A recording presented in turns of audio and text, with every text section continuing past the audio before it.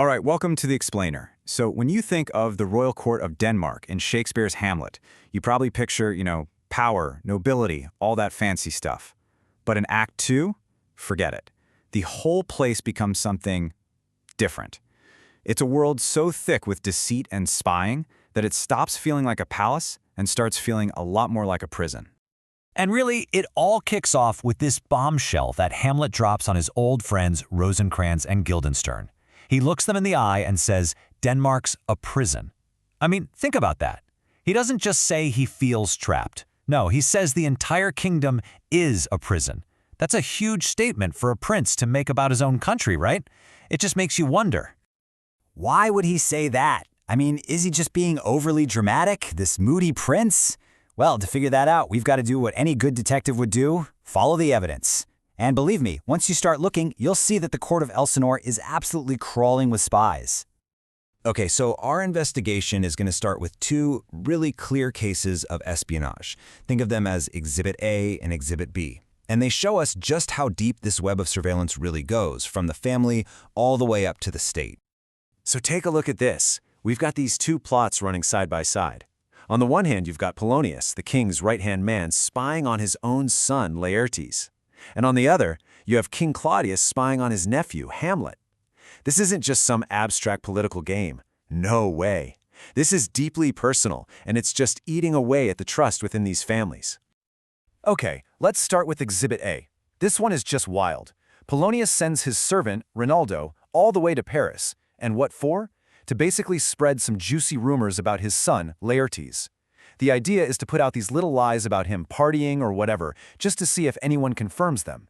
I mean, it's a dirty political practice for sure, but he's using it on his own kid. It's unbelievable. And then, if that wasn't bad enough, the spying gets kicked up a notch, right to the very top. King Claudius and Queen Gertrude call in Rosencrantz and Guildenstern, and these aren't just some random guys, they're Hamlet's childhood friends. Their mission? To find out what's up with Hamlet's strange new behavior, his so-called transformation. They're literally weaponizing friendship for state intelligence.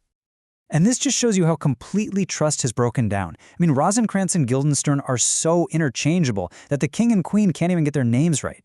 They're not people anymore. They're just tools. They're just extensions of Claudius's creepy, watchful eye. But here's the thing. Hamlet is way too smart for them. He's not fooled for a second. He calls them out on it almost immediately, asking if they were sent for. It just confirms his worst fears that everyone around him could be a spy. So, you might be wondering, how do these guys sleep at night? How do they justify all this spying? Because, Claudius and Polonius don't see themselves as villains twirling their mustaches in the shadows. Oh no, they think they're the good guys. And that brings us to a really key idea in the play.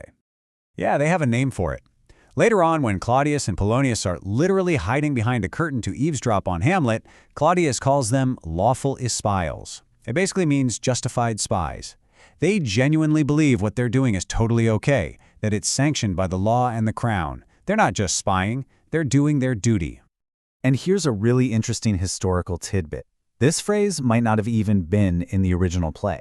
Some scholars think it was added later to connect with what was actually happening in England at the time.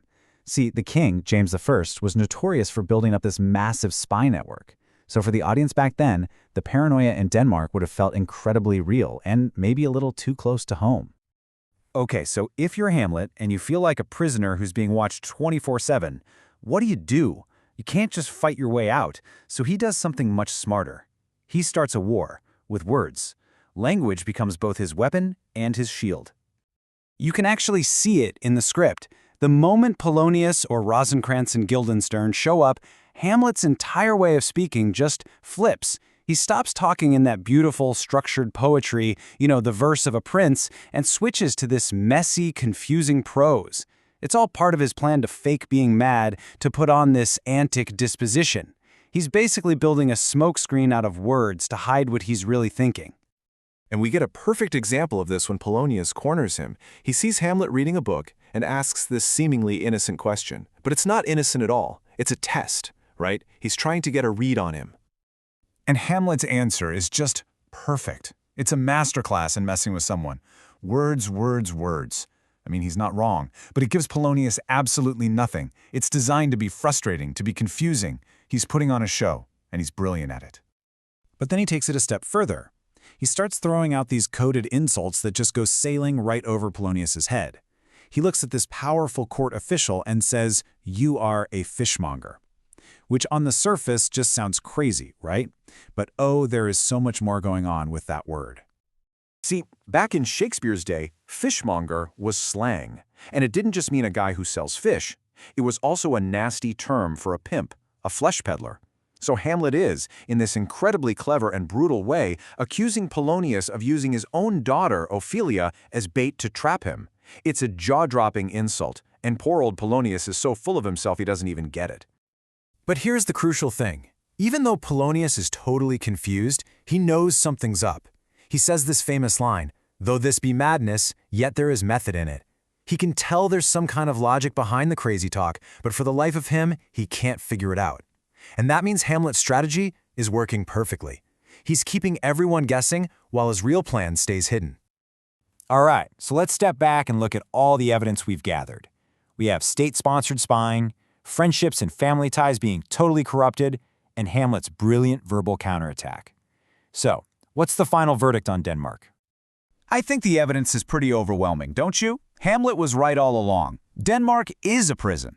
But it's not a prison with stone walls and iron bars. Its walls are made of suspicion, of doubt, of always being watched. In a place like that, nobody can be their true self. Everyone has to perform a role. The loyal friend, the worried uncle, the crazy prince. Real trust? It's gone. Completely.